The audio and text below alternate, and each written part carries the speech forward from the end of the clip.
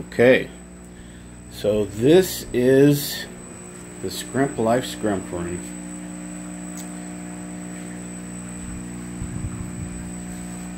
Guess we'll start off first over here with the little beta setup. You got a half moon double tail there. His name is Martin. Martin is cool. And this is your Delta. Decided to call him Melvin because he kind of looks like a Melvin. Look at that face. What's up, Melvin? And then you got Maynard. He's an elephant-eared. Beautiful guy. We can get him to turn around here a little bit. He loves posing, getting those fins flapping. Alright. And little hospital tank here with some Boost Philandra, some Bulbitis, and then to the rack. First tank. Basically just emptied it out. It's probably going to get some Tangerine Tigers pretty soon. Just small little tank. Next is the Blue Velvet tank. These guys, there are quite a few of them in there. It's just kind of hard to see. See if we can get in there a little bit on them. A lot of babies in here. Just getting started. The glass is kind of nasty. I apologize for that. Definitely need to clean that up. And on over to the Blue Really tank, which a lot of really nice ones in here. They've been breeding really well for me. Just some Subwasser tang, a little Rhesia, some Java Moss. Got these little filters a while back. This is the only one that I haven't converted over yet to Matin. I see from this other tank over here, what I did was basically cut out the entire gray section in the back and just put a Matin in front of it. These were some of the first tanks I kind of started with, just tinkering around, and I hadn't really had a chance to get to this one yet. Made myself a hot knife to cut the plastic because that was basically the easiest way to do it. And but anyway, so for now this has got the two little small filters in it. Alright, next one. Let's see if we can get a good view of this one from back here. These two are top 20-gallon longs. This is the Royal Blue tank.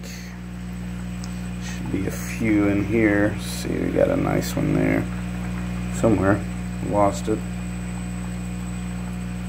Oh, Blue Tiger. Just an orange eye Blue Tiger there. Several of those in there. There's a couple of Royals. There's a buried one in there somewhere. Let's see if I can locate. Oh, here we go. Nice dark blue Royal. Yeah, they're really hard to see on this substrate, unfortunately. Eating a little frenzy there. But yeah, this tank kind of took over as the plant propagation tank. So basically take plants from other areas, other tanks, propagate them, grow them out, and get them going. Corkscrew valve's really working well. It's nice. There's also like 3 super reds in here. I'm not seeing them right now. There's a little Anubias. Oh, there's one back there. A couple of super reds. Some pretty decent ones. And then up to the other tank. So this guy's, whoa, apologize for the zoom there. These are my fire reds. So there's some Sakuras, red Sakuras in here as well. But yeah, we got a lot of these guys in here, and they are breeding non-stop. Just everywhere. See them up there swimming around, as happy as they can be. See if I can get some of those little guys in here. Some little babies in there. Yeah, they're everywhere. But yeah, just Nice little tank. They seem to be doing well in here. Matting, of course, and all those. Air pump on top, running all these. And if you got a Skrimp room, you gotta have water storage. So as you can see, straight up water barrel, rain barrel. Spigot in it. Just cut the top out with a hot knife, made a mess, didn't really do much with it. Got a float valve in it. Allows it to fill up and shut off. Same with this guy. Get the top off. Float valve fills up, shuts off. Those run off of my RODI system. Basically have it split and split again. But shut off to each. So I tapped that from the other side. My bathroom is on that side. So basically just run it through there. Got it coming in from the water line, going back out to the drain line. And if you're wondering what that split right there is for, well, decided to get a little creative, and I have 3 American Staffordshire Terriers that are pretty big puppies, and they love their water and they like it cold. So basically took a plastic bin, drilled in the back, put a float valve in it. They kept trying to eat the float valve, so quick solution was to basically just put the Tupperware in front of it so they don't mess with it. But yeah, constant, endless supply of cold, fresh water, and they absolutely love it. I mean, why not? You got that in there, you might as well use it. You don't have to fill up water jugs anymore. That's kind of awesome. So this tank my wife bought me recently. She is a saint. I'm telling you. A 60-gallon community fish tank. These guys here, they've been breeding a lot for me, doing really well. Got a couple of Bozemantes in there. Got some babies, I'll show you in a minute, from some Bozemantes. Got some Cardinal Tetras in there. Those are really pretty, very active. Got some cherry barbs. Got another angel. This guy came from Zach. He had to orphan him to me because he was couldn't keep him in his tank, but you'll see his setups soon.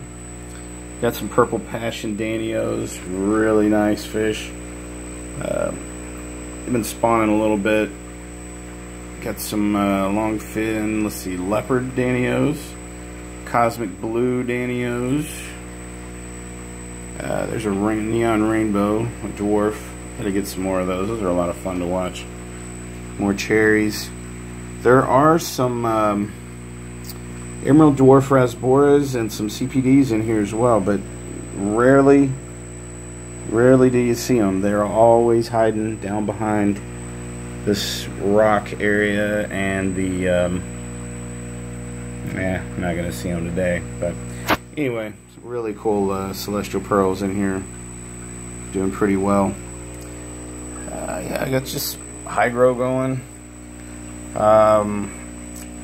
Sorry for the glare. Yeah, this moss here, so this is broomstick moss, mainly found in bogs and stuff, but started kind of working with it a little bit, growing it, submerging it a little bit each day, just a little further down in separate tanks. Finally got it fully immersed, or submerged I should say, and it is amazing moss. I mean, it continues to grow underwater, very little to no maintenance, great for the tank, filters out all kinds of nitrites, and just really good for the tank. So the next tank is the green jade tank. So not a lot of green jades. This tank had to be reworked. I had a crash and lost most of them.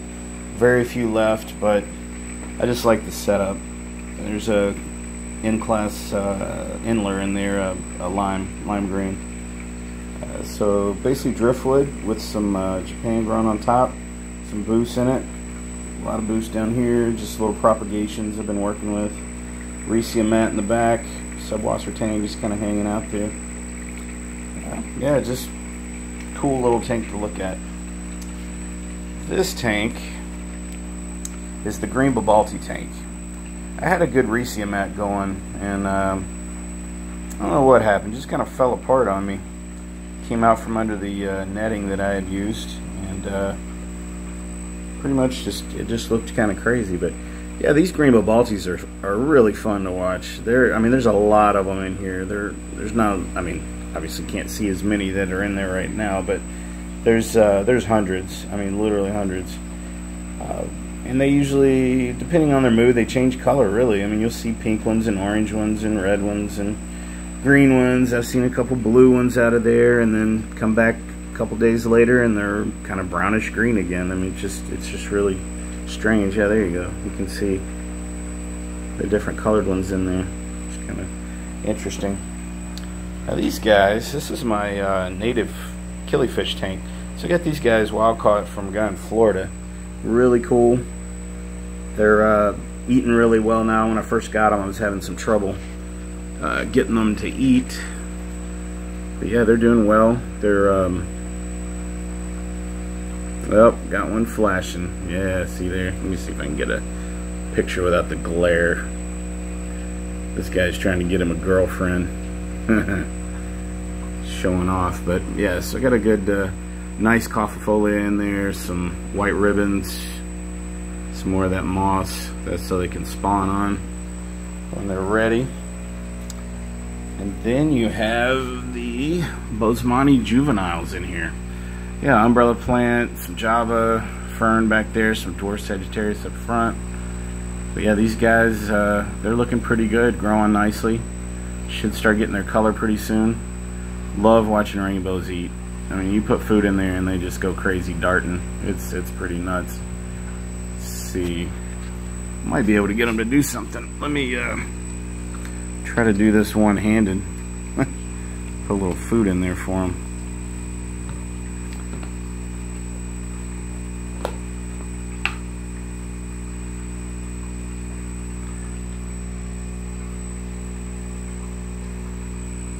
Let's see. Yeah, they'll just dart around and snag it and fly back. They're just awesome fish. Really love to watch them. Get these grown out and I'll move them on over to the 60 gallon and get a lot of active tank going in there. Yeah, that is just a blast to watch. Okay, next tank over. Got the white clouds. A lot of big females in there. They're really getting ready to go. Let's feed these guys too. Let them eat. I haven't fed them this morning. Some bulbitis in the back, some more broomstick. These guys are super healthy, doing really well. Should start seeing some offspring from them pretty soon. Yeah, they will eat that right on up. Killifish, I have to feed them in a minute. They like their food frozen or live. And they're not really big on eating this mix that I make. It's basically just brine shrimp, krill shrimp. It's been ground up, some spirulina flake. Just basically make a little dish of it and grind it all up and use it for powder. All the fish seem to like it except the killifish that are still kind of learning to eat what I've got. Now this tank, I'm gonna grab me a chair real quick so I can sit down and we can explain this tank. So this is an odd tank, oddly shaped tank. Very long, 4 foot, not very high, not very wide. But so local fish store got out of their freshwater stuff. These they had actually pulled aside, and he had 2 of them. Gave them to me for 40 bucks a piece. They had 3 dividers in them. You can kind of see the lines for them in the back. There's one over there. So these tanks set me up a matin filter. Kind of see it there. And I kept a couple of the sponge filters in the back since it's such a long tank. But yeah, this is my kind of my community shrimp tank, and it's done very well for me. Took the dividers out after I kept finding shrimp in other areas of the tank that they weren't supposed to be in. So also have several, I have 9 actually, Indian pea puffers. Got them initially to control the snail population, and they did an amazing job.